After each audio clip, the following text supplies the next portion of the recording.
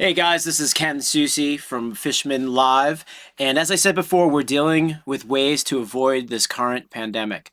And now that we're seeing how it's affected the music industry, and obviously it's affecting everyone's lives. So socially and business-wise, we're now dealing with a health crisis and a health and an economic crisis at the same time.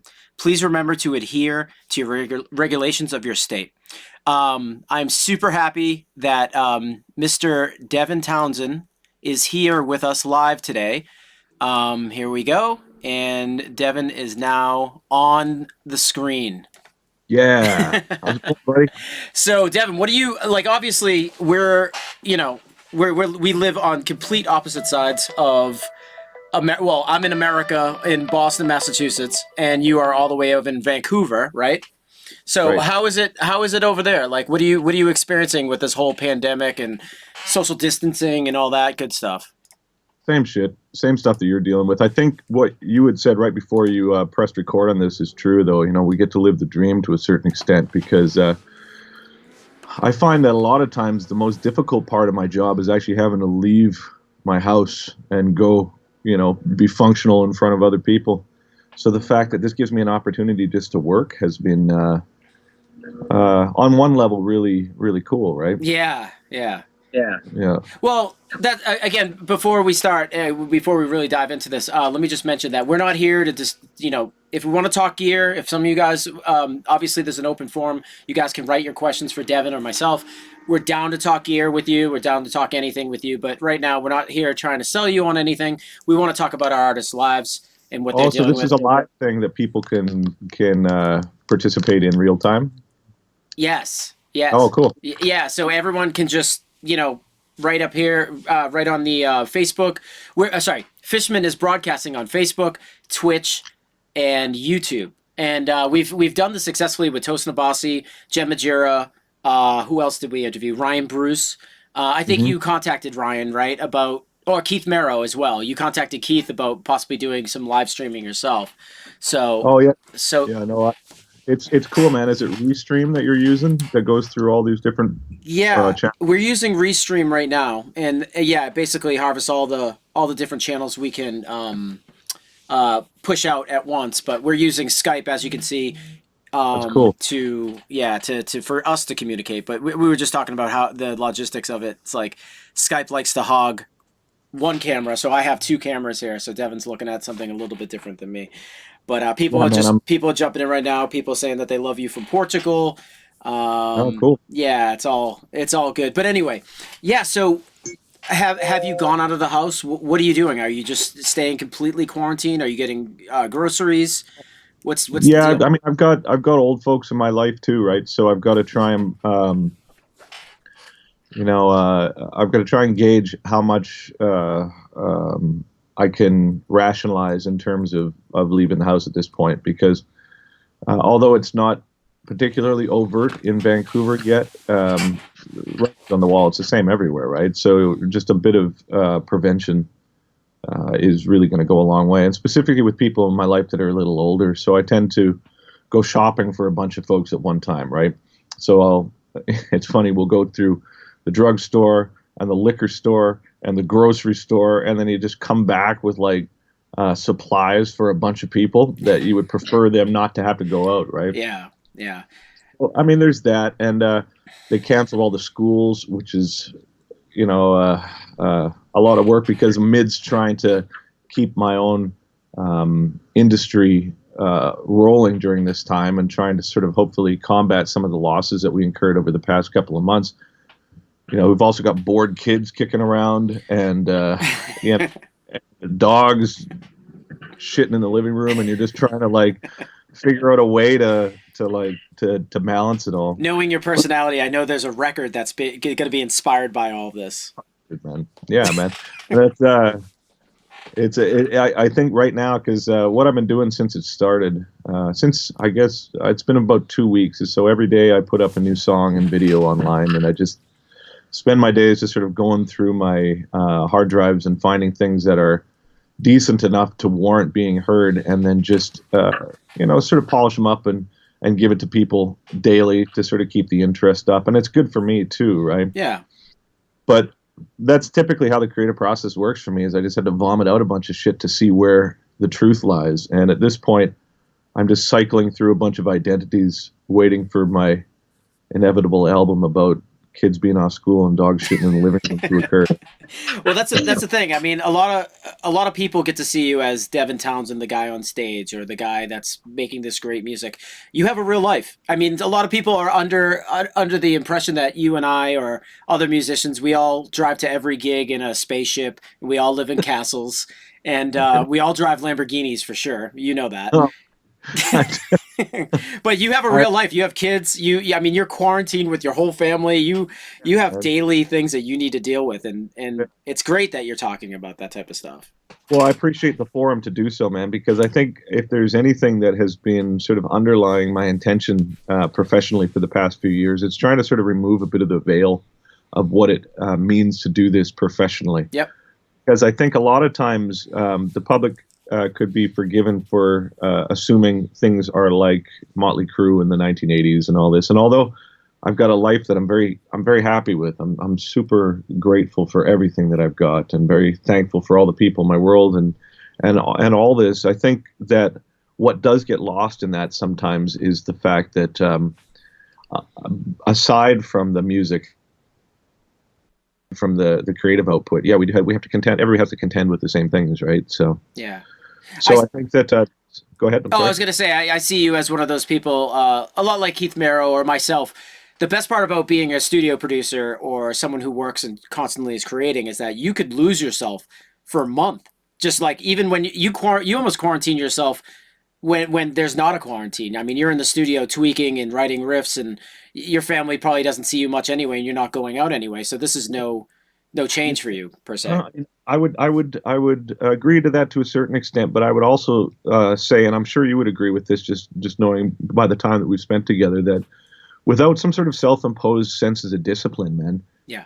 when you get lost in that creative process, I don't think you're doing yourself or anybody else any favors, because what you're doing is you're sort of vaporizing and disappearing up your own backside, right? And I think the fact that I got kids, the fact that I've got responsibilities, the fact that you got to exercise, the fact that, for me, there's a whole bunch of things that I do daily that establish some sort of sense of routine, that without that, man, I think that's where you get into trouble. And in the past, that's where I did get into trouble. I would just lose all track of what it meant to sort of maintain a healthy mental state in lieu of just chasing this musical dragon, right? Yeah. Yeah. I've been one of those. The way my writing process has always been like, I'll get in the studio around 11 o'clock at night, and I won't leave till about 4 a.m. because I just know those are the hours that I'm awake and that no one's going to bother me. So I could live the rest of my life as normal. People can ask me questions, hit me up. I can go out socially. But like 11 o'clock, 4 in the morning, those are my peak hours, right when I'm starting to get tired. So yeah, I try not to let the world. I mean, again, I think all musicians somewhat kind of write for the trash barrel. So I don't let the musical experience take me over. Well, I think it's sometimes it's unfortunately not a choice though. Like for example, last night, in order to try and adhere to this kind of thing that I've chosen to do with putting out a song every day and whatever. Um, the weekend I went through and got a bunch of stuff ready, but then I had computer problems, and then I didn't get to sleep until 6 a.m. And I hate that, man, because in opposition to you, my best time is 7 a.m. So like 7 a.m. till 3 or 4 in the afternoon, I'm golden, dude. Like that's like at that point, my brain is on fire, and then as soon as it starts getting dark, I just feel like, yeah, I don't want to work anymore. And I used to do the night shift but then kids and aging parents and all these things. I'm like, I have to be functional during the day. So like today, I'm up now at noon because we can talk and it's a good opportunity and all this. But dude, like I going to bed at 6 in the morning fucks me up now, man. Holy shit, dude. Yeah. I'm crusty. Yeah, that's why I like Joel from Killswitch Engage. I don't know if he still does this, but he used to be like, he'd stay up all night and then wake up at about like a brisk 2 p.m. Wake up, have a nice cheeseburger, write some Oh, riffs. Like he's but that's why they sound good, though. He's right from the place as something that is like really fun to do, right? Like, so the riffs are probably going to be fun. That's what I'm saying. Yeah. So no. Yeah. I find this whole thing. It's obviously terrible that people are dealing with this pandemic, but on the other hand, it's so funny to think that it's like everyone's dream is kind of coming true. It's like, hey, all you get to stay home for 2 or 3 weeks, and like usually people don't want to go to school or work, and now they're having a hard time with doing their dream. Well, no, I get that. I think that the thing that probably upsets people, maybe not myself necessarily, although I'm cognizant of it, is just the fact that it's not an option Yeah. to leave. You know what I mean? I think that what this underlines for me as well is that as a culture, North America in general, we've had like a real golden period for a lot of times, and I think with that comes, unfortunately, not only for population at large, but I know for myself and a lot of people I know, a sense of entitlement with what you should be able to do. Like, I want to do this with my life, and I've spent my entire life being told that that's fine. Like, I can do whatever I want. And then all of a sudden it's like, well, yeah, but you can't now. And I'm just like, yeah, but that's not what it's supposed to be. I want Coca-Cola in the water fountain, right? Yeah. Well, maybe there's the fact that we don't have the option that sort of upsets people. It gives, maybe this sense of being ill at ease during a time where, yes, we do get to do whatever we want. I was talking to my folks about it the other day too, because they're the boomer generation. I heard this pandemic referred to as the boomer remover, right? Yeah. And they're like, yeah, but we want to go out. And I'm like, yeah, but see, the thing is, just because you want to doesn't necessarily mean that you should, Yep. And they're just glazed over. They're looking at me like, yeah, but we want to, I'm like, oh my fuck. So I think that for folks like yourself, folks like myself, and people who have been on the road for 30 years and have dealt with so much social interaction, this is kind of like, oh, this is great. You know what I mean? Like, this is fantastic. Yeah. But also, it also hammers home the point that for years, right before you and I started, me slightly before you, but the same sort of time frame, artists would make the majority of their income from record sales. Yep. And then that stopped. And then, so it's like, oh, it's okay though, because we can tour. And then now it's like, well, now all this touring that we got set up for this year, like our entire income was based on something that is now gone, right? Yeah. So there's a sense of, although I'm very happy to be in prison with a bunch of guitars, which is pretty cool, man. But there's also this sense of like, okay, well, during this time, I got to be proactive in terms of how do we find ways to offset this unexpected career arc of live performance and live income being generated. And the people who it affects more than anybody is the touring crew. Yep. You've got the guitar techs, you've got the drum techs, you've got the lighting technicians, you've got the tour manager, you've got the sound man, you've got the merchandise, you've got the merchandise company.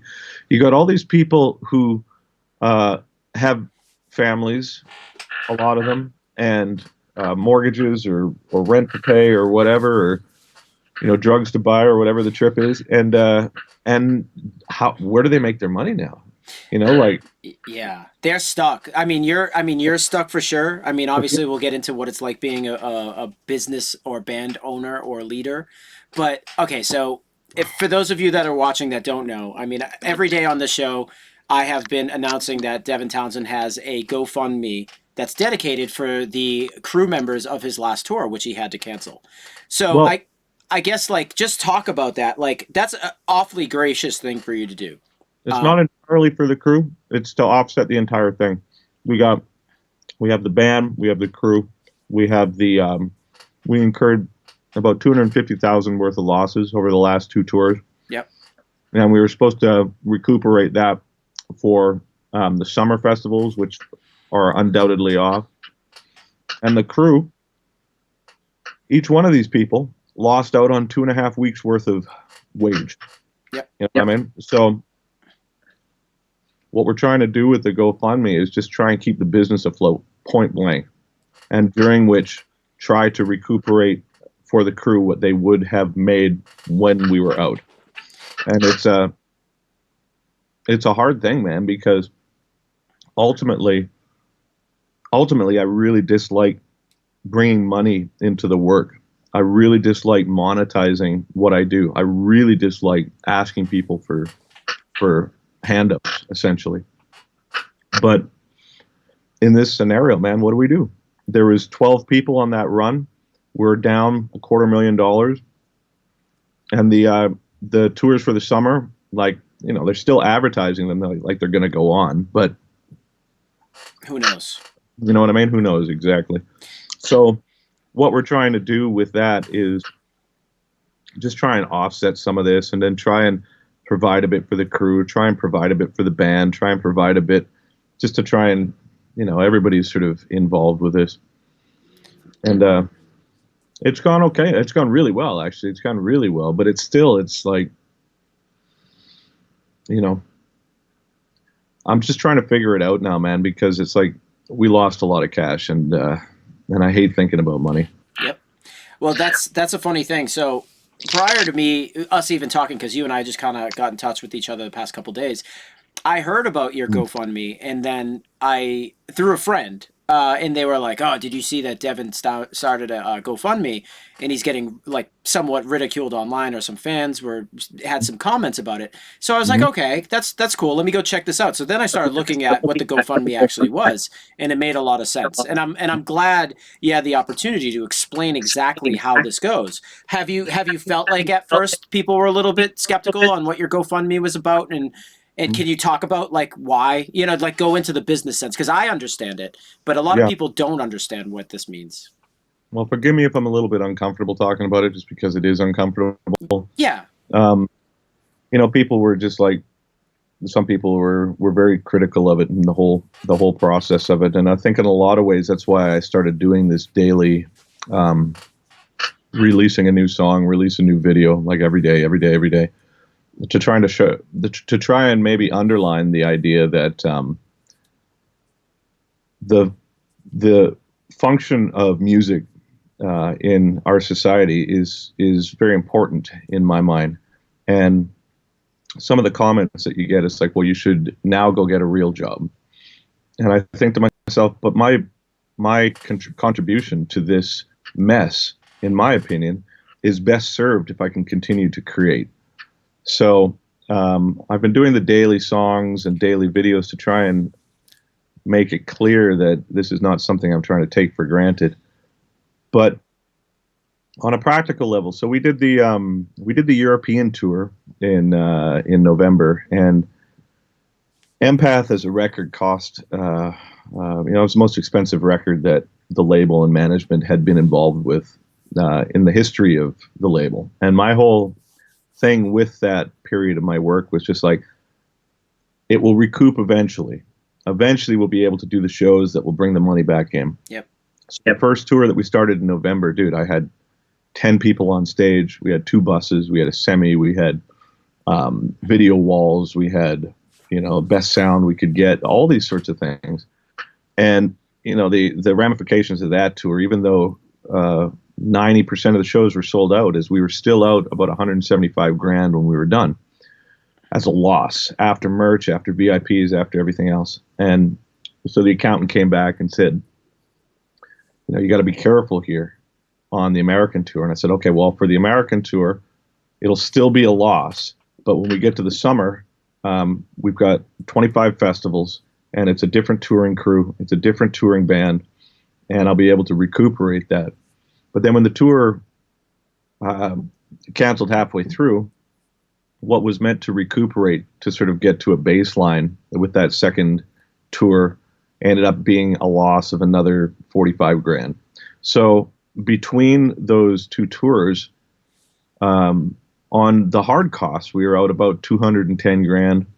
And then we had, on the American tour, we had 8 people in the crew that have no other employment. that lost out on 2.5 weeks worth of wages. And in some of the cases, that's, you're looking of somewhere in the vicinity of like 8 to 10 grand for some people who have been out, just that one person, for that amount of time, right? Mm-hmm. Mm-hmm.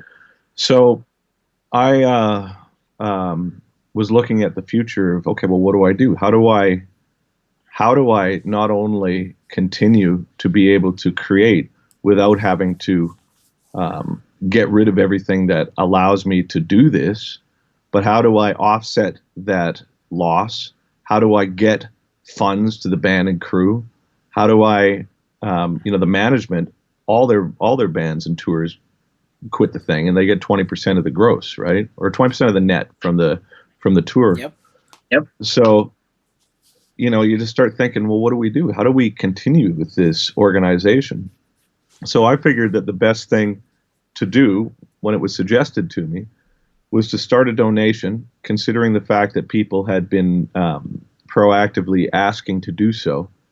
And I thought that as a show of, maybe not good faith, but as a show of intent, I would continue to create something for free daily that would insinuate, I guess, the fact that because we're being helped here, this is what allows me to continue doing. And so far we've raised 75 grand, I think. Yep.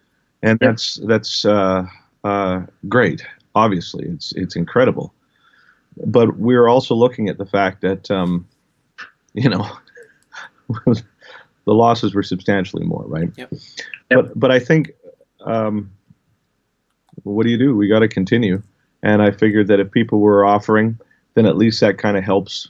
And like Nick, for example, he's in Carolina right now. He hasn't done anything. He's been in quarantine for 2.5 weeks, and all the summer gigs that he was relying on for his kids and all that's fallen through too, right? So it's a hard thing, man. And I have a real hard time with the idea of monetizing music to begin with. So it was with no small amount of trepidation that I went into asking for support from this. And yeah, man, there's people that were very critical of it. But what am I going to do? What am I going to do? There's nothing you can do. And I don't think a lot of people that follow your band understand the business side of this thing. And I'm glad you're opening up to us about this. It's because, like, again, your management makes X amount of percentage on net. Your booking agent gets a cut. Then you might have a business manager. Then you have a merch company, and then you have then you have to pay all your techs, all your tour manager, everything, and like everybody. Trust me, there's not a lot, even at the level that you're at. There's not a lot of money to go around, even after that. And we learned that on our tour. I mean, we did a few tours where we didn't even understand that, like, the bus was going to be $50,000 for the month, and you said that you had 2 buses to facilitate everybody. So that's tough, man. That's tough, and not to mention that your shows are great. LED light panels, renting that type of stuff, lighting, top-notch sound guys, as you said. It's all really difficult, and you probably spent a considerable amount of time on the record. Yeah, I know that you were, like, locked away. You had a great producer. I mean, that stuff costs money as well too.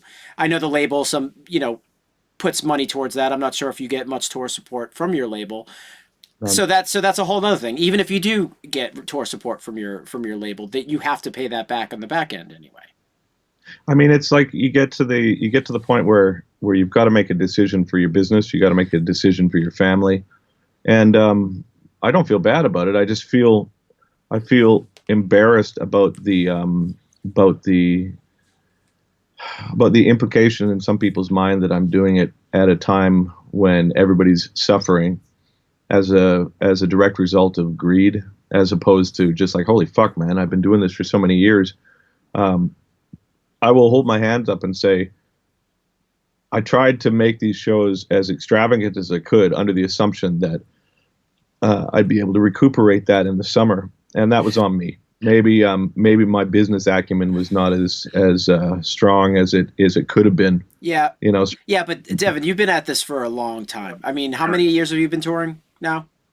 Well, 30. Okay. So in your 30 years, we've never experienced anything like this, and a lot of bands roll the dice to the point where you're like, okay, we'll take a loss on these two tours just to blow it out, make it big, and then in the summer we turn around and make your money. Exactly, dude. And it's the same thing I think about Ghost. I think about a lot of these bands, like, Ghost, you've seen their production, man. They were like, there's no way they were making money off of that, man. Yep. With the amount of production that they had invested into that run, it's like, and I think that, you make these sort of calculated risks throughout your career, and sometimes in my career, I've managed to be able to juggle it enough that it hasn't bit me too much, right? But this one was it couldn't have come at a worse time, right? Because I just had a conversation with the management of the label about, Dev, you need to cut your expenses back. You're selling the farm here. And I'm like, it's okay, because look what we got going on in the summer, man. We're all good. You know what I mean? Trust me. Yeah. Yeah. Trust me. Exactly. So I think that, I'm sensitive to the fact that some people were really like, fuck this guy for doing this. And, obviously, as much as I have, commitment to why I did it and why it makes sense to me, and no one wants to hear that from their audience, right? So I figured that the best way I could sort of show that the reason why I'm asking for this is not only to offset those costs and those losses, but also to prove that it's like, well, listen, I think that what I do is of value to the audience that I have established, and the support that has been showed allows me to continue doing this. Yes, you and I could go get another job. I did sheet metal. I'm sure you did other things. You know what I mean? We can get other jobs, but sheet metal's shut down in Vancouver now too, right? Like, and so yes, everybody is going through this at the same time, but I guess because initially people had offered, I thought that it would be something that would be able to keep this business afloat during this time. Yeah. Well, there's a couple other, and I'm sure you're hip to all this stuff. I mean, Patreon's a really good kind of thing to launch. I don't know if you've looked into that yet. Do you know what Have that is? Yeah, I have, and I've started a Twitch channel, which has been good too. I think that the only thing that we can do in this time is just put our head down and work, Yeah. and hope that the work that we do is of enough value to the people who have an emotional investment in what it is that we represent, Mhm. that they're willing to support it. And through that, I think a lot of times people don't recognize that we're not just talking about a 200,000 euro loss on two tours.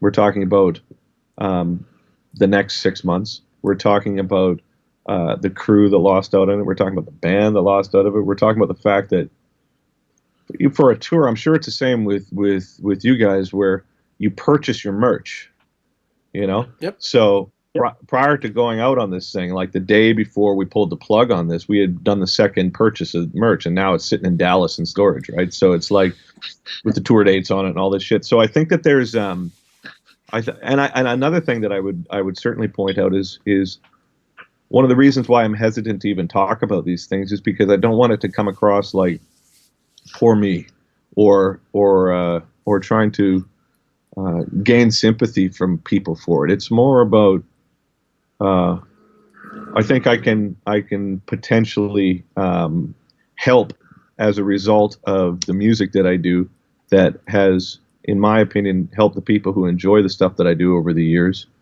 So if I could continue doing that, I think that's where my energies are best spent. Yeah. Yeah. Well, I don't mean to make it sound like, it's always great for people to recommend that you go get a job and, oh, live my life. Now you get to, do what I do. But we're all put on this earth to do specific things. Obviously, yours is to make music. Being at a lot of your clinics or being a lot of your shows, I see how much joy that you bring your fan base, and it would be wrong of you to try to do anything else other than what you're currently doing. So just obviously stay I would, positive though. from me I to you, would. I totally would, dude. I could. I'm. I'm. I'm good at lifting things. You know what I mean? I'm We've worked like, out together. I know. of course, man. And I think the thing is, it's like, I remember anytime I put a band together, one of the first things I would say to everybody involved is just like, everybody lifts their own shit. Like, Yep. it doesn't matter who you are. Like, you move your own gear, man. Like, you don't wait for a tech to move your shit. And if you see your tech struggling with something, you fucking help them. I mean, it's like that whole era of us and them is in regards to the touring environment and the hierarchies that has kind of had for many years. I just think that's, that's kind of an old way of thinking. So, I mean, I don't know, man. We're gonna carry the GoFundMe until I've gone through probably to the end of this week, and at that point we'll look at what we've accumulated, and then we just got to start trying to divide it up. We got to try and how much of that goes to offset those tour losses. How much is 20% of that goes to the management? Those 8 people. At the very minimum, they were $1,500 a week. So there's $3,000 for at least some of them, and then some of them are upwards of like $4,000 to $5,000 a week. You know what I mean? So it's like, so by the time you start divvying this up, what you're doing is you're just giving yourself a cushion to continue more so than anything else. And I don't know, man. Yeah. It's a hard thing, and it's hard because I feel like I'm rationalizing it here when I really think about it. I'm just like, man, I just don't know if that's something I should be investing my energy in doing right now. Yeah. Well, I find myself thinking about the same kind of things. I'm lucky. We unearthed. We were just out on tour, and we were in Milan right when this whole thing broke out. We were walking around the streets, riding the transit, the train, whatever, and this stuff is all really scary. But we got to finish our tour, so that was fine. We got to close it out just like anybody else. Unfortunately, I think it was Testament. They showed up there a week after us into our tour. They were our tour was 2 weeks. They, after being there for a week, I know that they just arrived, right? So they stayed there a little bit longer. They ended up all getting really sick. I saw that. Well, some of them, yeah, Chuck Billy and all that. But it was super dangerous, and yeah, you're not the only one. But just so everyone knows that's watching this feed, our Fishman's team has been posting, and you can post it again, the GoFundMe link to Devin Townsend's GoFundMe to help support the band. I don't know, man. If I was your management, I'd be pushing you towards a Patreon, because after this is all done, I think it would be cool to have like draw a picture with Devin Townsend, or have Devin Townsend sleep over your house. Fuck.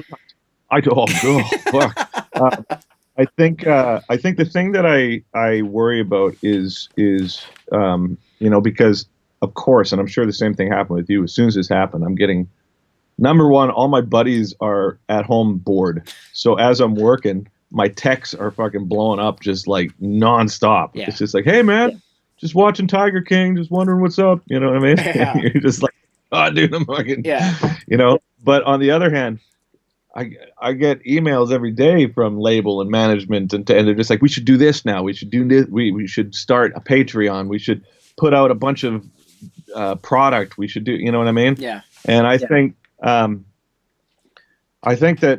if there's anything that the GoFundMe has underlined, it's the fact that the audience that I have has been so supportive and so conscientious of allowing me to continue, that they're willing to help offset this.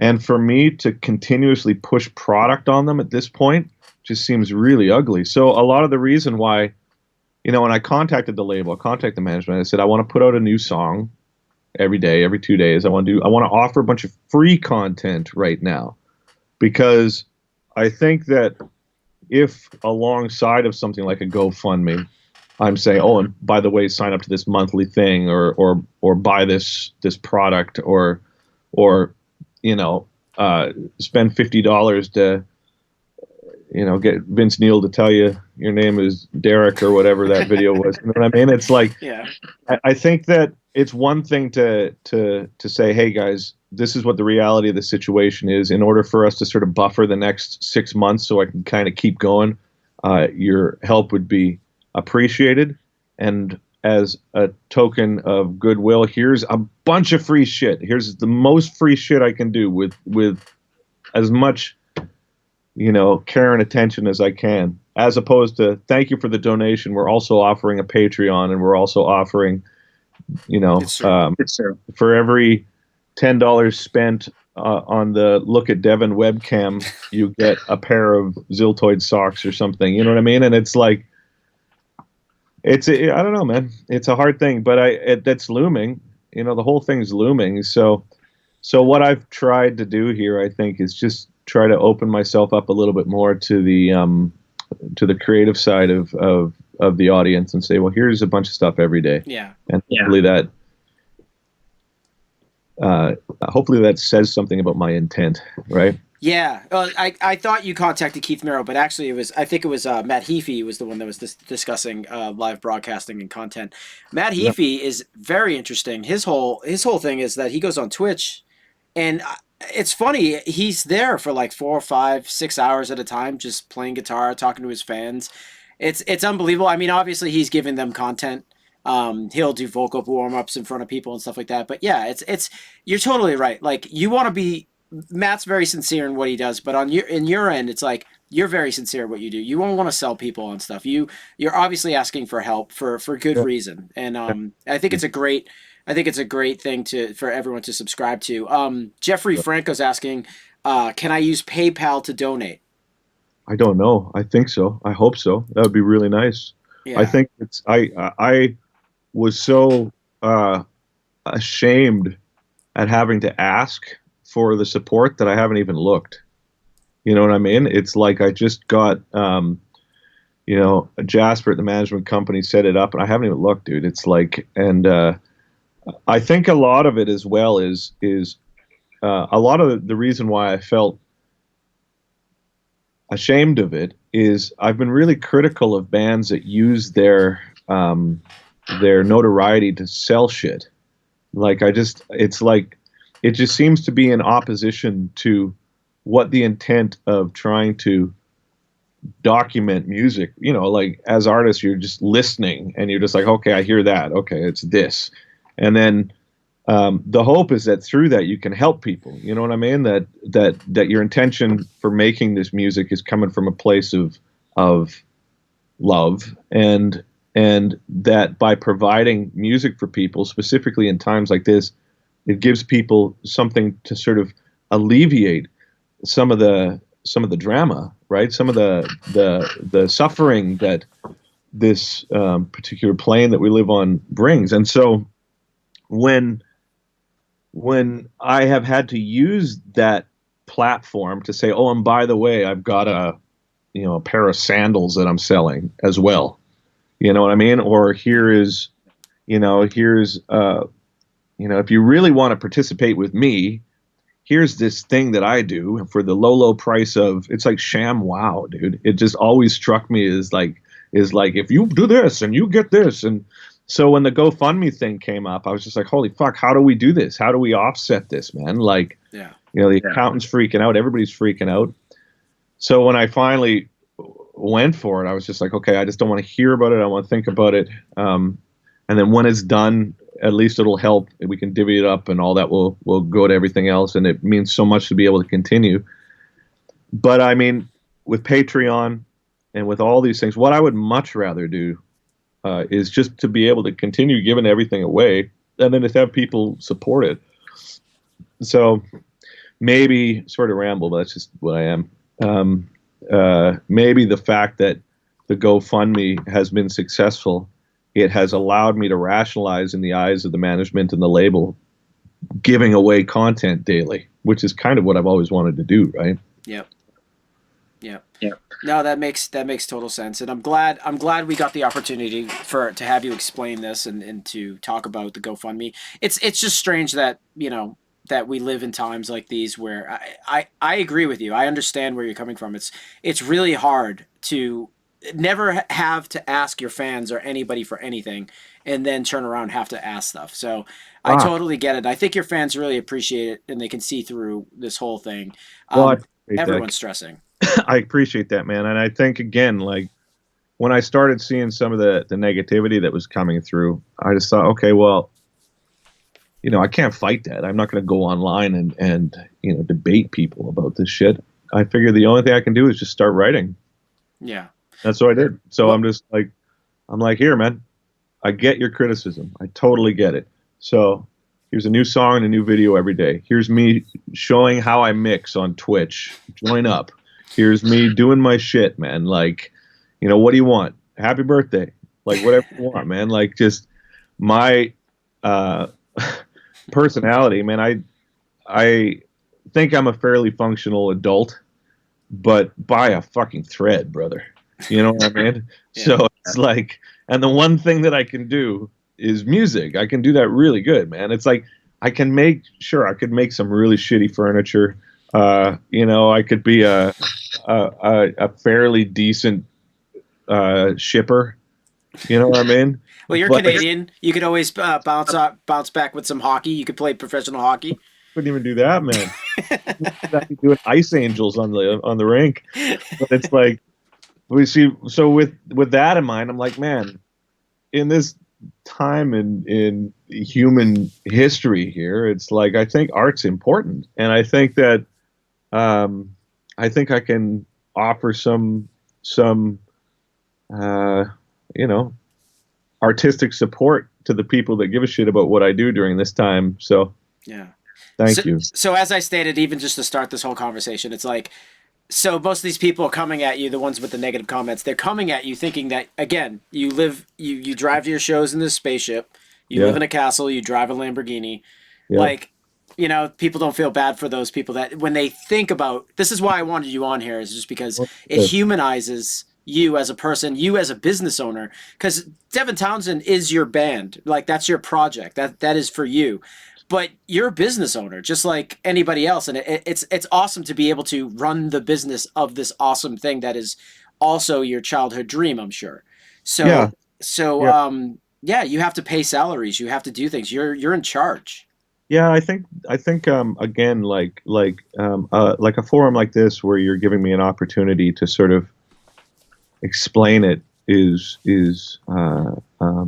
beneficial to people who maybe don't understand the ramifications of it. But it's also difficult for me even just to discuss, right? Because um, it's just the whole idea of monetizing what I do has always been so abhorrent to me that to actually have to ask for help like this is has been crazy. And again, I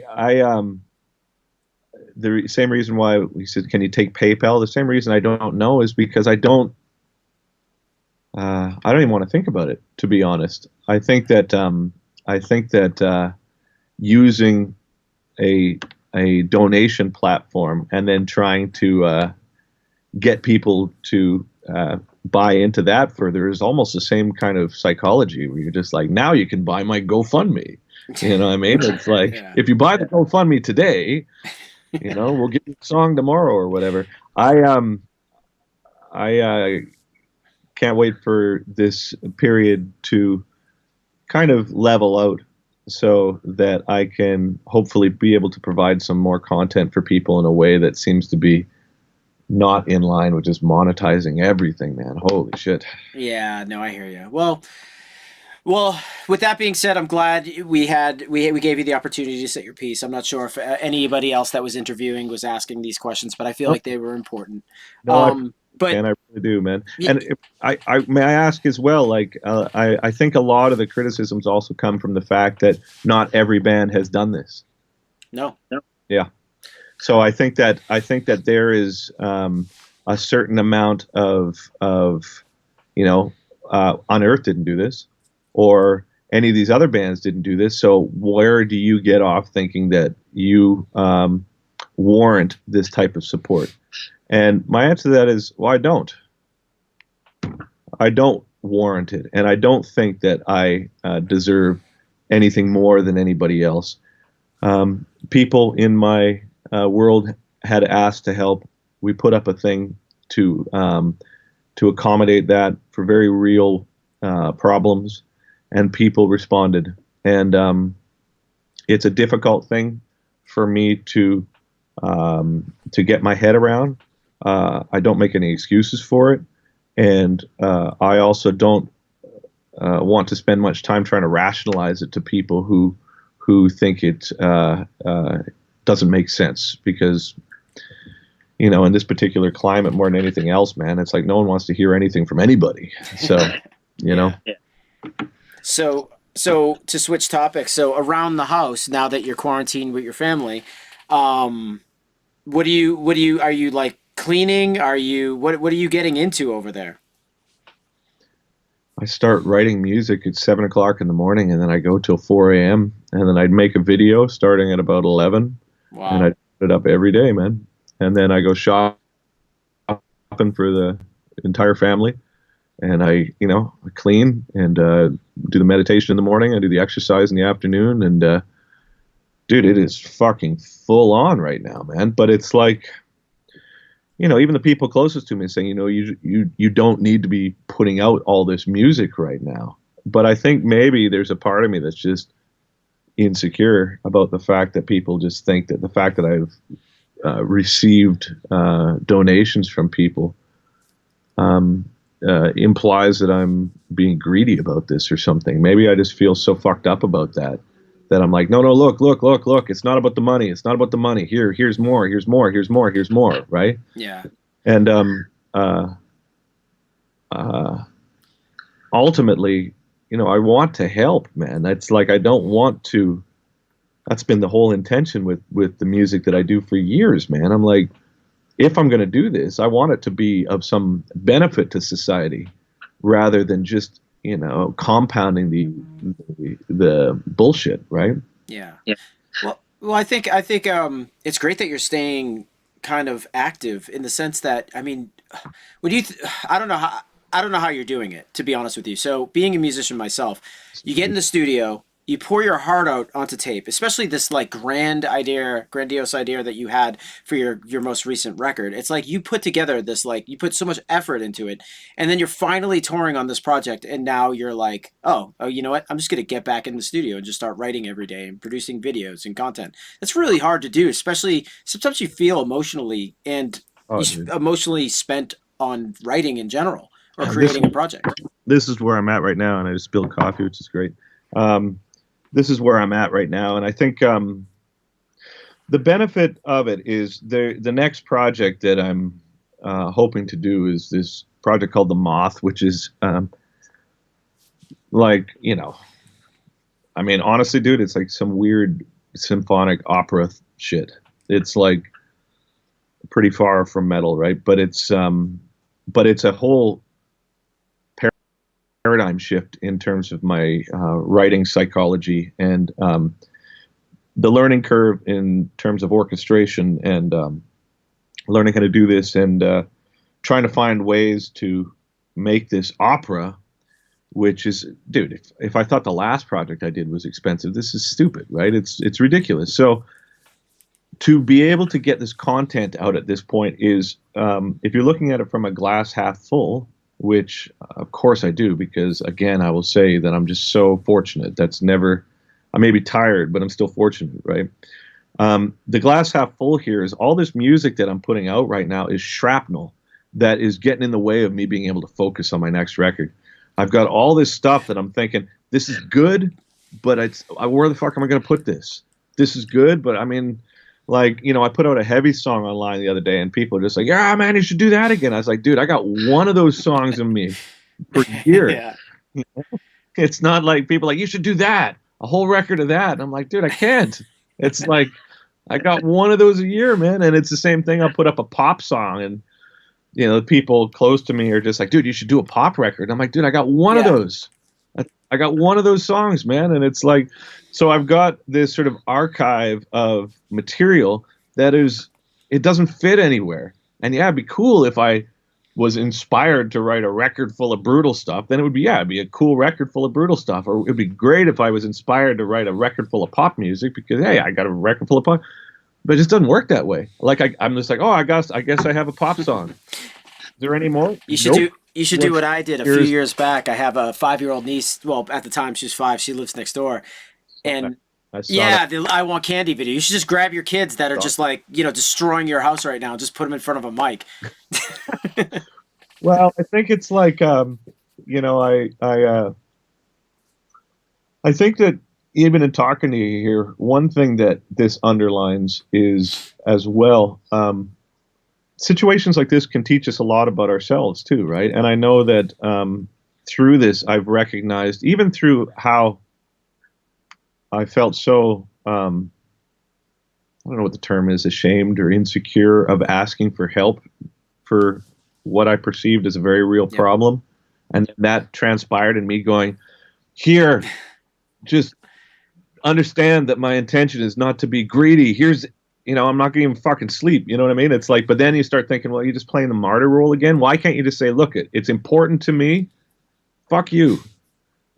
Like if you think I'm being greedy for this, that's you, man. It's got nothing to do with me. Why can't I just do that? Why do I go down this avenue? Right? Like, I think that maybe, one of the benefits of this period will be that it really puts a magnifying glass on your own creative process.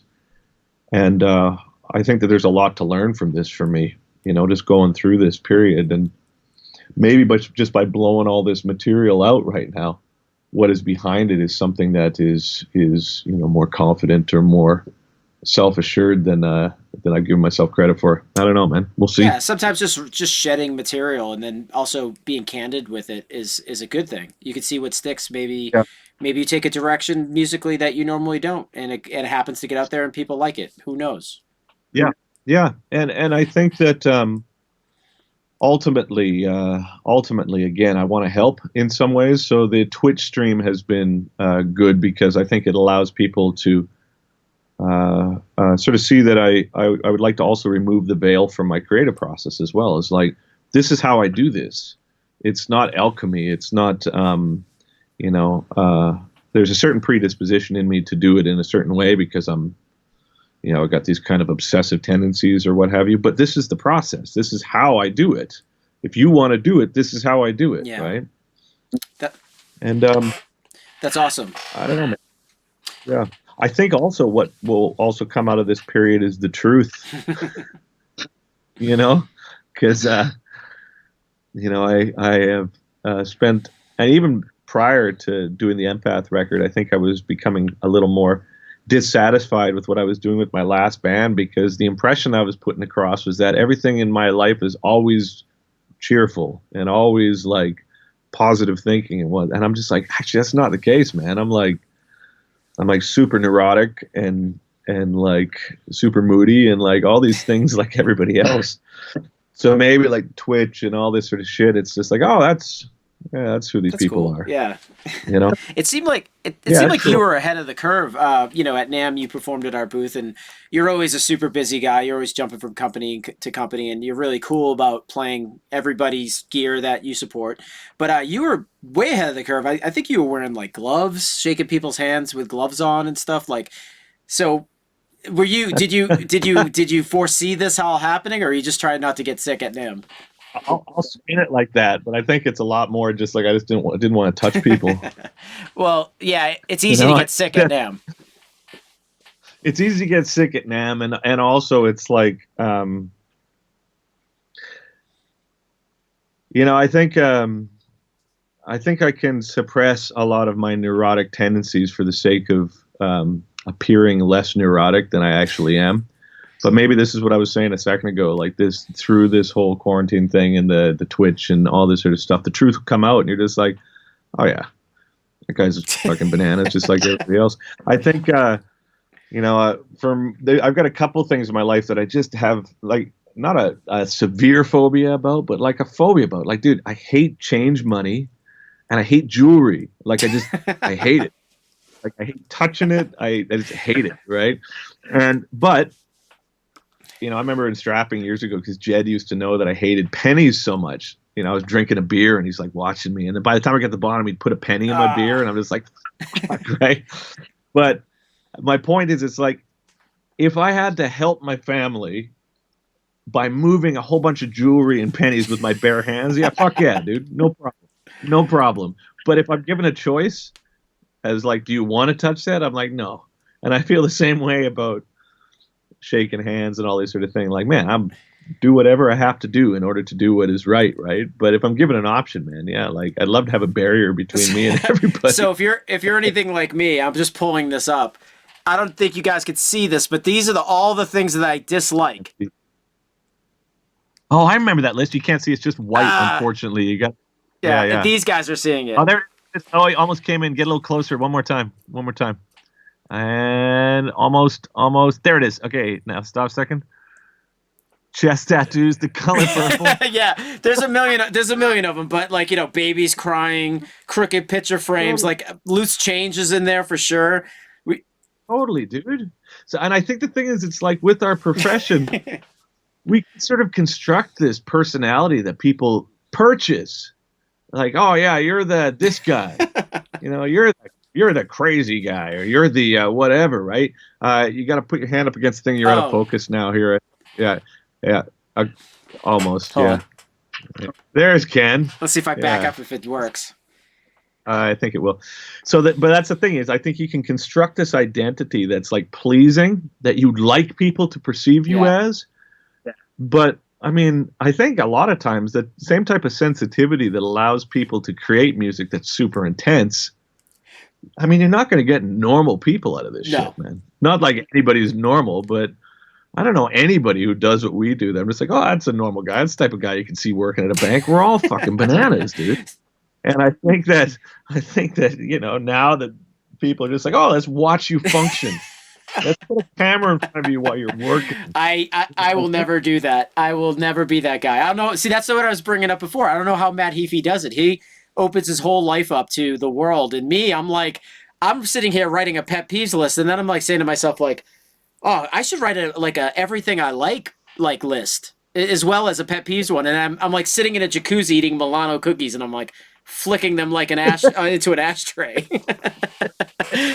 Well, I think the thing is, it's like, I talked to Matt. I don't know Matt particularly well, but I mean, he gave me a couple pointers, and that was nice of him. And I can do the Twitch thing once every few days if it is a screen capture of my Pro Tools with a little camera that watches me do Yep. it. Because then I'm just like, okay, I think I can be of some help to people, or maybe play some guitar, or show people some riffs or something.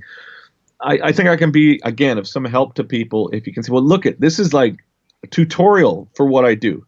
Because in this sort of time of quarantine, anything I can do to help other people be creative is great, because I'm under no illusions that I'm going to be like a star. It's like, dude, I've got a bunch of techniques that maybe someone who's like 22 can figure out and be like, do what I was always thinking the music could do, but I just didn't want to do because, I just don't want to touch people's hands or whatever, right? So it's like, I can rationalize that with the Twitch thing, but dude, like there's people I know that are on it 6 hours a day, and I'm just thinking, what? Yeah. Like I can't. I I like people, but not a whole lot, right? Like it's like I am pretty cognizant of the fact that I function best when I'm left alone, Same here. right? So when I go out on tour, I can steel myself for that. I can say, okay, part of my job is to interact with people in which the music that I feel I've translated from listening has been of emotional significance to. And if that means that I am the representative of that, I can get behind it. But it's not, in my mind, I don't think artists write music. I think we just listen. And then our job is like, how do we document this? And the emotional intensity that it requires for me or you or anybody to translate that music requires us to be like fucking super sensitive people overall. And so when you all of a sudden are like, okay, now we got to go out into public, and there's people going, fuck this guy, and people thinking that, oh, you're a god, and you're just like, no, no, no, no, no. Neither of those things are the truth. Like, I'm not a terrible person. I'm not a god. Like, I'm just a fucking, human Yeah. being. This is the thing. So the emotional sort of ramifications of being present with your audience is like, okay, well, how do you buffer yourself against that? How do you be emotionally available enough to listen to people who said the music has had a positive or negative impact on them, and really be present with that, but at the same time not allow yourself to like get caught up in the praise or the criticism, requires like a Yeah. type of, you know, shield that takes effort. And but when I go out on tour, I'm like, okay, that's what I'm doing for the next 2 months. I'm going to be in front of thousands of people. And then when I come home, I'm just like, okay, fucking nobody would be. That's why what you said before, quarantining for guys in bands is perfect for them because they're like, oh, I can stay home, thank God. But yeah, I don't know if you're anything like me, but like I understand that. Like you'll meet someone from a fan that's really touched by your music. They know every single song or lyric and I at times I can't even keep up with all the material that I've written. I'll be like, what song is that? When they're talking about a Totally. specific song, and then like I dumb it down. I feel almost guilty for like sitting there and boasting about myself. I'm usually like, oh, that's cool, thanks. I just please Yeah. and thank you, everybody.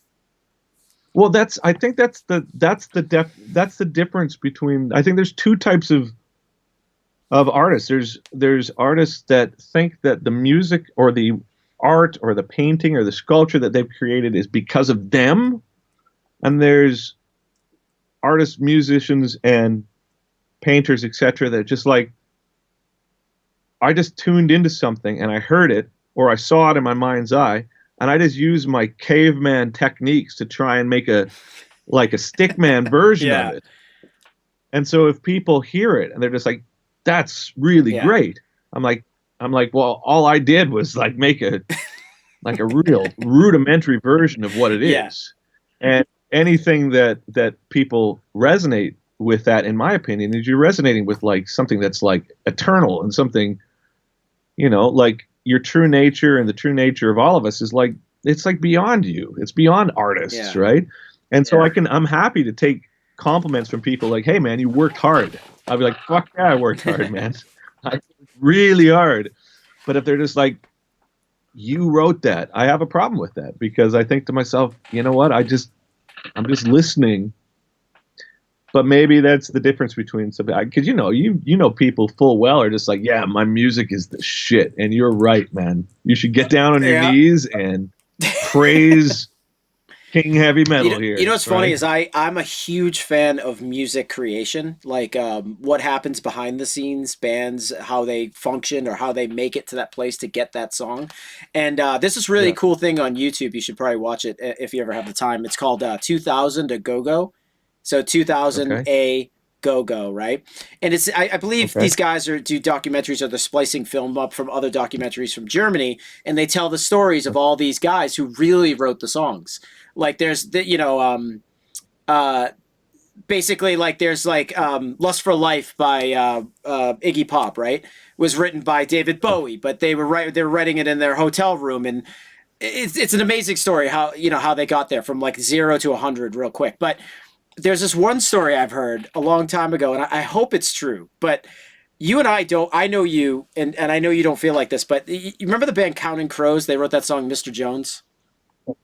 Yeah, Okay, dude. so it's a pop song. It is what it is. But the singer. Okay, so I heard a rumor, and I read this a couple Okay, different go. places, that the singer of that Okay, go. the singer of that band. I don't know his name, but he had a boombox, and he like Yeah. literally never sang before, and he pressed record, and just sang, and he listened to it back and was like, "This is the best voice I've ever heard ever in my life." Like, I need to start a band. I need to like he just hearing himself sing one time was like.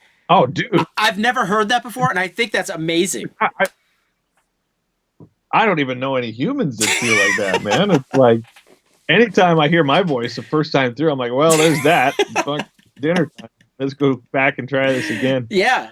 But I mean, different strokes for different folks, obviously, right? Like, I think that, maybe if you and I were wired differently, we wouldn't be playing heavy metal to begin with, right? But it's No like, way. but I think, just in terms of, there's something, I had a side note as you were saying that, because God, I hated that song. But something else that when I saw your list of things that you don't like, there's been something that has really been bugging me for the past couple of days. And I even looked it up online to see if I was the only one that it was bugging. And I can't find the terminology to define the search, but maybe you can help me. So it seems like there's a trend in on YouTube Yep. channels, but more than anything else on comedians' live shows where, okay, how do I even say it? It's the word now, Okay. where people they'll say something that is like potentially controversial in their Yeah. comedic thing, but immediately they say the word Now. now. Yeah. Yeah. Yeah. I don't like that. Like, I fucking hate it. So it's like it's like because Hitler was a good guy. Now, Now. The now changes that or goes into it. but now that I'm aware of it, it drives me fucking crazy. So I watched two comedians the other day, Tom Segura, who I think is actually pretty funny, and and this other guy without a shirt who is not as funny but still kind of funny. But they did it the whole time, and even when they were telling a joke that I thought was Yeah. good, they do the now thing, and I just be like, oh, you know what I mean? Like, One of my biggest pet peeves is from, I think it's usually in Montreal, but I think in the Vancouver is the other place. It's like Canada based. It's pizza with sesame street seeds on the crust. oh yeah, Uncle Fatty's Uh, downtown. Uncle Exactly. Fatty's. I cannot stand that. That's my Fuck that guy. being Italian. That's the worst. Oh, I get that. I get that. Okay, well, here's another one for you. What do you think of Hella? Well, it's equally as bad as when people say bro. Like, oh, Okay. bro, you're sick of guitar, dude. Devin, bro, you need to hear my band.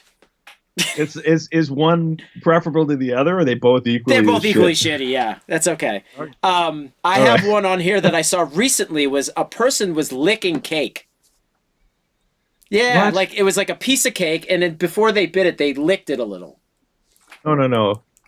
I got a buddy who licks his fingers, but loudly after he eats something, Yeah. and like, dude, I almost broke up a band one night because the drummer was making a clicking noise while he was breathing, and I had to fucking, dude, I had to leave the room. I was just like, this is me. Uh, This is not. This is me being a lunatic. This is not his clicking, right? But I think this is a thing that it's funny that we even bring it up because, man, I'm fucking terrible with that sort of shit, man. Like things bother me that should never bother yep. anybody.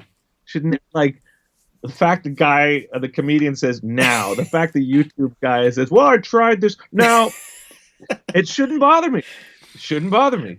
But because it does, I'm just like, wow, I'm a fucking lunatic. So how do we function? Well, You know, you're in a specific situation where you're around a bunch of people and you're in a bus and you're it's like a different type of yeah, lunatic. yeah. No, I think my famous line is there's no pill that can be subscribed to a musician to deal with everyday musician style life and you know what I mean problems like that you face like even financially or just the people. But like you said, I Yeah, hate it's on my yeah, list drummers that play drums yeah. on themselves.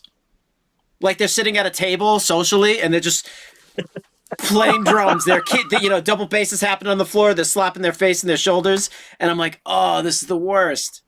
You've seen that? But I mean, it's one of oh, of course, yeah, dude. Now that you say it, it makes me angry. But I mean, the thing that's maybe the most interesting part of this conversation is there's no human resource department, so you're doing a service here, man. But I think that um, the sensitivity that allows people to make things that are emotionally intense oftentimes come with it, like murderous thoughts about someone saying a word like now, or someone playing drums, or someone putting sesame seeds on, Pizza crust. you know what I mean? And it ain't just musicians, obviously. It's people just in general. But I think maybe as musicians we're encouraged to suppress Yep. that for the sake of our public persona. Yep. It's like, hey, we're the good guys, right? As opposed to just like, Ken Susie put in jail for 10 years for stabbing somebody with sprinkling sesame seeds on a pizza People crust, wouldn't right? understand Like, it, but you would. I think I would. And I think being with you, I'd just be like, yeah, that's it, man. I mean, it's like, I got some buddies. I had a buddy who I love dearly. Probably a mutual friend of ours. But I remember when he died of heroin, my first thought was just like, oh, He got to the end. it wasn't. it wasn't like, wow, that's a shock. Oh my God, how could that have happened? I was just like, well, it's Uh, crazy you got that far, to be honest. another one. My bass player that's in my band prior to him being in the band, this used to bum me out. So you know how it is when you show up to like Mexico or one of these countries where you get off the airplane and someone picks you up in a van and they pile everybody and all your gear into a couple vans and you drive to your hotel. So my bass player was famous for like getting in the front seat right next to the driver and just be like, "Oh, this is a really cool city. What's the population here?" And like, who knows that about their own place? Do you know the population of Vancouver? Like, so I would sit there, and he wasn't in the band yet. So every single time he asked a dumb question, I'd write it in my phone, and I would give him. I was like, if he's gonna be, and I told Buzz, the guitarist of my band, I'm like, if he's gonna be in this band, he has to pass this test. He has to I'm gonna give him a standardized test, and he gets the A, B, and C, fill it out, and if he fails, he's out. Dude, that's amazing. That's amazing. So was he still in the band? Yeah, we never gave him the test, but I wanted to. I definitely wanted to. I think that's one of the hardest parts about being in a band. It's like I don't want to be around people consistently ever. Not even the people that I'm like sleeping with and like related to. It's like I need to be on my own. But when you're touring, you're like nuts to butts with a bunch of dudes that you're just kind of like you're in contact with for the sake of your job and for the sake of trying to translate your music in a way that's accurate and blah, blah, blah, blah, blah. So the solution that I found, which has been just the most life-saving shift, has been a pair of Sony noise-canceling headphones that I live in, dude. Nice. Like, it makes actual 2.5 foot like sphere around me that I can just like I don't have to listen to people making noises. I don't have to listen to people asking about the population of New Mexico, you know what I mean? It's like, and I'm sure it'd be the same with you. It's like when you hear those questions, what I find myself irritated by is not the question, but what's behind the question. It's like, are you trying to just like be friendly with this guy? I mean, I get it, but at the end of the day, it's like everybody's tired and, would be much better if we didn't have this kind of like chipmunkish sort of nattering in the front seat there, right? Like, my new one is programming people musically. So check this out. Okay. This is a game I like to play. So we had a drummer in our band, and I knew he was into a lot of classic rock or 80s, whatever. So we'd sit near each other in the van or the tour bus or whatever it is, and I would just start singing a song just randomly. And if that got caught in his head, I'd be like, all right, that'd go on his set list. Right, his brain set list. Oh, good, dude. So then I would be like, I would like 15, 20 minutes later, I'd just pull out another song, like Betty Davis Eyes or something weird.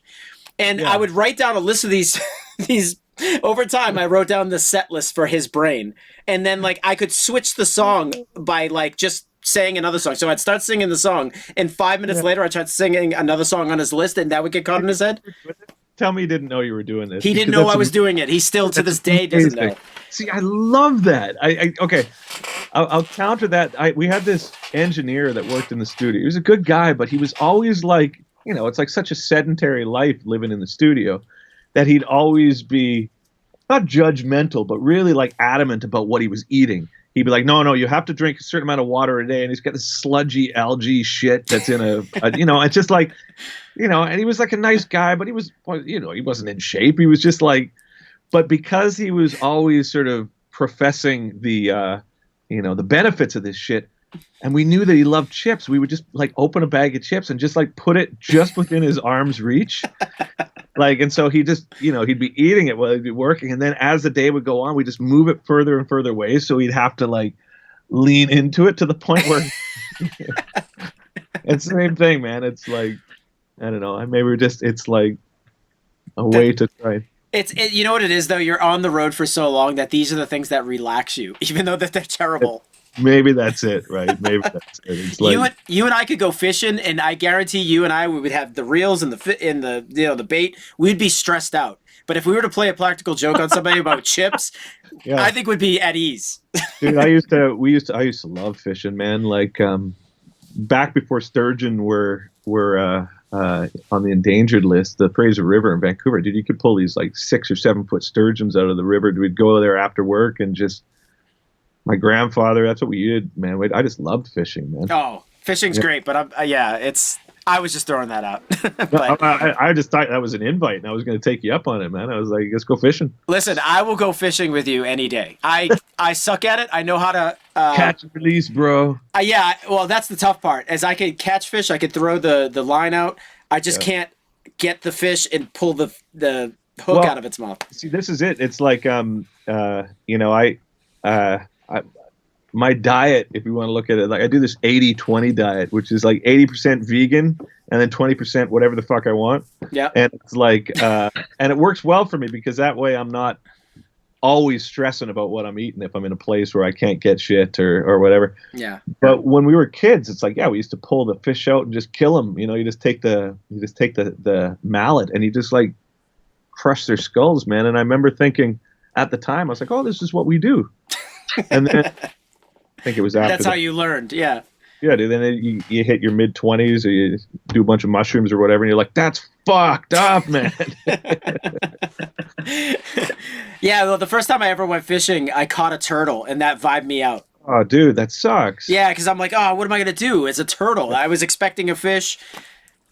Well, even I took my nephews and a bunch of kids, and we went fishing just for like these little tiny ones, right? But you have to get the hooks without the serrations, so you can just take them off and throw them back in. But at the same time, you're just thinking, dude, it still sucks.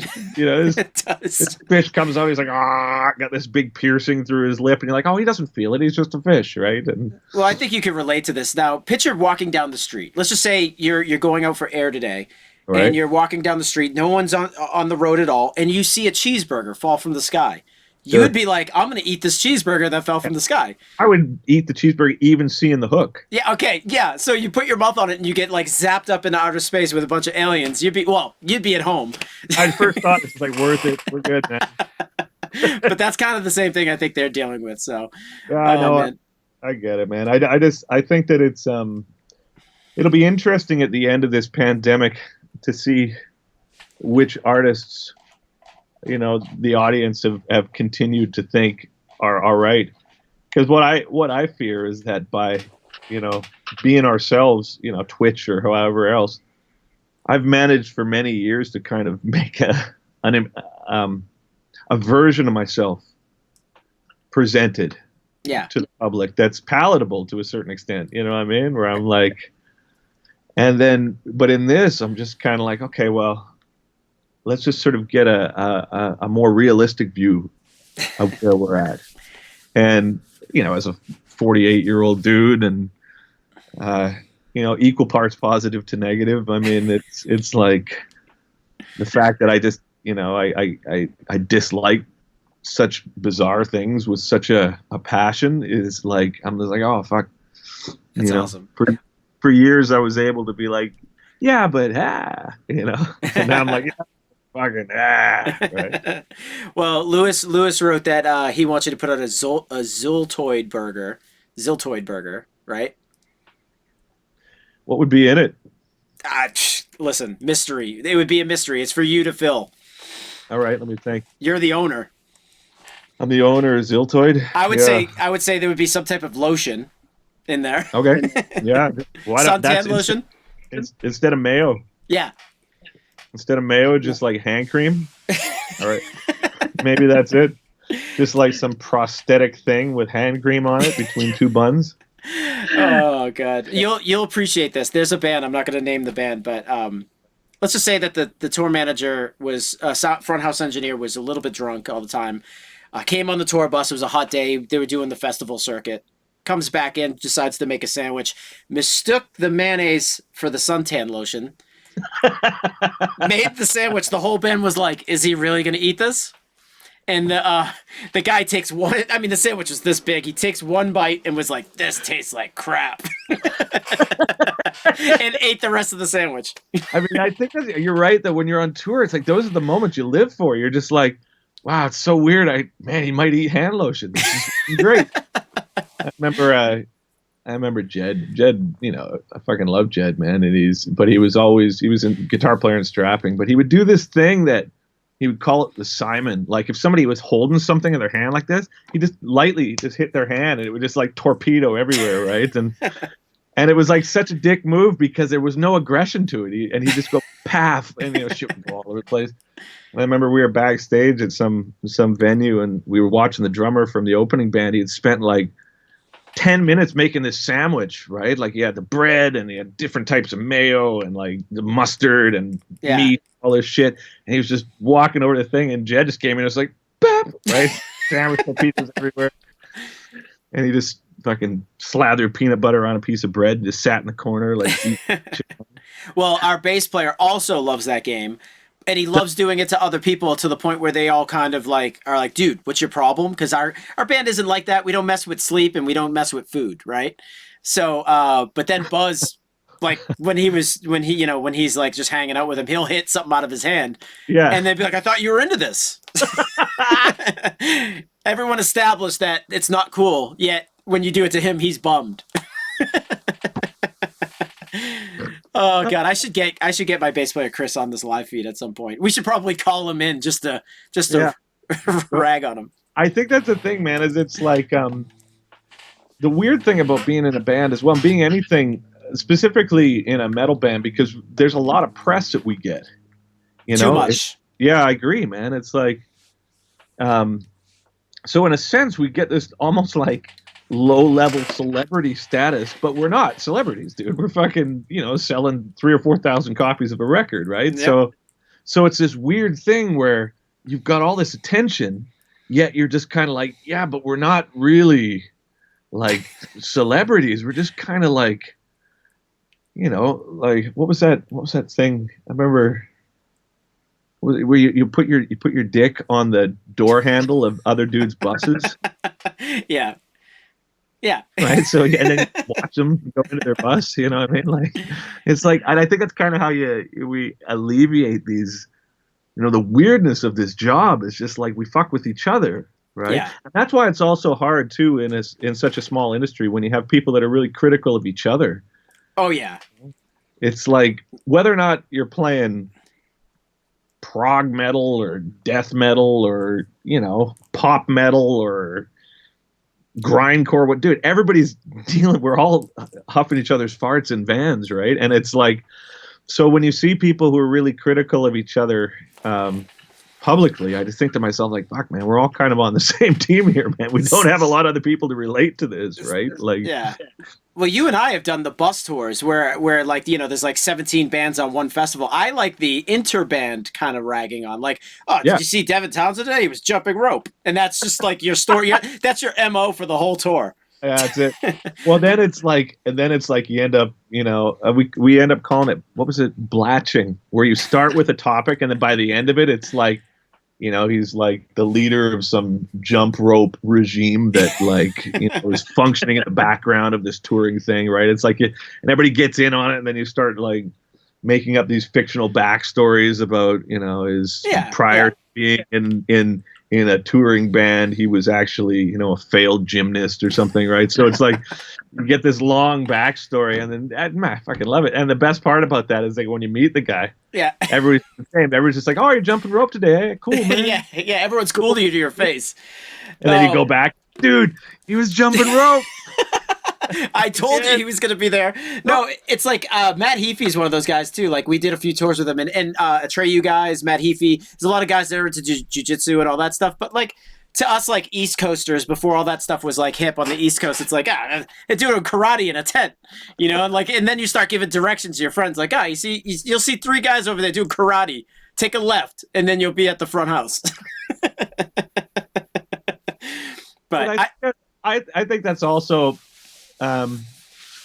East Coast, Vancouver and East Coast, it's been easy for me to understand the humor because it's really direct, right? And that makes perfect sense to me, right? The type of humor that I don't get is I'm just like, wait, are you fucking with me? Like, I can't tell because you were nice to me a second ago. It like makes it so much easier if someone's just like, hey, dude, what you're doing there is super fucked up, just so you know, right? I was talking to a buddy the other day and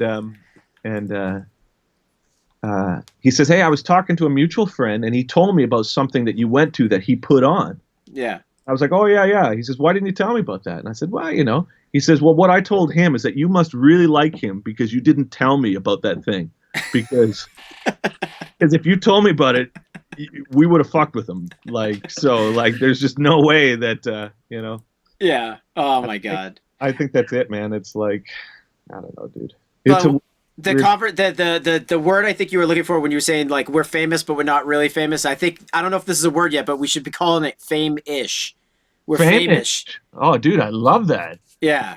Yeah, and I think, but you know, it's so years ago in 97, I lived with Borovoy, who was Blabbermouth, Yep. right? Like in Marina Del Rey, I stayed at his place with him and Eula, and dude, I had my first job there at Century Media because of Borovoy, right? So Blabbermouth and all these sites that are so proactive in giving us press, which I'm very thankful for. I mean, shit, dude, it's like great to be able to have our work being, getting attention, and also, in some sense, it's also healthy for us as artists to have a sense of accountability. It's like, oh, you said something stupid, well, there it is. You know what I mean? With a picture of you with your finger in your nose. Thanks, boy. But I think at the same time, I think that's important too. Yeah. But with that comes this weird sort of sense of like mid-level fame where people think that we're like famous and we're just like We're fame-ish. we're fame-ish. Exactly. Man. We're like one rung above where we were right before doing this. It's just with a lot of press, right? Like, Yeah. Well, dude, listen, I this interview has been way too much fun. So I kept you way longer than I wanted to. I appreciate you hanging in there. I could talk to you all day. We should probably move in together. yeah, man. I think it wouldn't be long before my questions to the person driving would drive you crazy, and you'd probably make clicking noise, right? So it's like, I think that the only thing I hope is that through this interview, there's a sense of what's going on with bands and artists like yourself, like myself, that have businesses that we're trying to maintain. I don't feel that I am entitled to any support. I don't feel like I should be granted any special privilege. The fact that the people who have supported the GoFundMe and everything that has been going on right now have been so proactive in doing so allows me to take from that the fact that people want me to continue. And so all the work that I've been doing since this pandemic has started to try and provide content for people has been ultimately to show that I don't take it lightly. It's been a very difficult transition. It's been a very difficult thing to have to accept in terms of people's generosity and what have you. But I hope that through this interview, my intention has come through, that all I'm trying to do is keep this going, not only for myself, but for the crew and for the band and for the label and for the management and for everybody else. And your support allows us to do that. So ultimately, thank you, thank you, thank you, thank you. And thanks to Fishman as well. Thanks to you for all the support that you've given me and like bringing me on board with that. I love the pickups. They've been nothing but like ideal for me. And I hope that after this pandemic sort of trails off, we'll still be able to do what we do, man. I'm hoping the same thing, and I really appreciate it. I thought it was very important to have you on this live feed just to talk about what your life is like. A lot of people don't get to see Devin Townsend as the human. Never mind, you always see you on stage. They listen to your albums. I mean, but this. I think this was really cool. I'm always afraid of people seeing me for who I am because I think I'm just like neurotic and miserable for the most part, right? And I think that, well, not miserable, but I don't know, man. Maybe one of my biggest hangups, just point blank, has been the insecurity that makes me feel that if people actually see you for who you are, then you are, then people are just going to ultimately just be, oh, I don't want to participate in this anymore. Yep. But maybe by doing this, I can come out of the other side going, I think probably people already knew, and it was just me that was, my insecurity clouded that, right?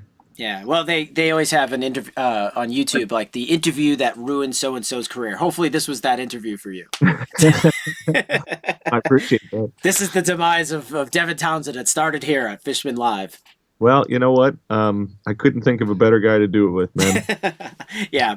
Well, dude, listen, I'm going to end this now. Everyone, thank you so much for watching. And again, stay home, stay safe. And tomorrow we are going to have Thomas McRockland on. Oh, I like Thomas. So there's good... a Steve Vai connection between the two of you guys. Yeah. Tell Thomas I said hey. I totally will. When we were coming up, he was the little kid in the Guitar World ads, and now he's a 40-year-old dad. In the guitar ads. Yep. Yeah, man. Again, my reason for making music is the reason for continuing to make music is I want to use the skill set that I have to provide something that helps. I don't want to make shit worse with my work. So, everything that allows me to continue doing that, I am exceptionally grateful for. And I mean that. And I hope that the music that comes out of me resonates with something beyond my own neurosis, because as a dude, I'm a fucking gong show. But I think that as a musician, I'm in touch with something that is pretty cool. Well, definitely keep it up. And if there's anything you want us to promote over here at Fishman, just let me know and I'll share it along. Watch that comedy special and just try and be aware of the now thing, because it's like, now that I see it, dude, it's everywhere. It's going on my pet peeves list if I see it. So this new piece of gear that came out is really cool. Now, dude, fucking makes my asshole shrivel up. And it's like, it shouldn't. Yeah, it should be open for the public. It should be open to the public, right? Yeah, dude. Yeah, man. Amen. Okay, Ken. All right, brother. Hey, it was good talking to you. I'll talk to you soon, all right? You too, buddy. Later, brother. Cheers. Bye.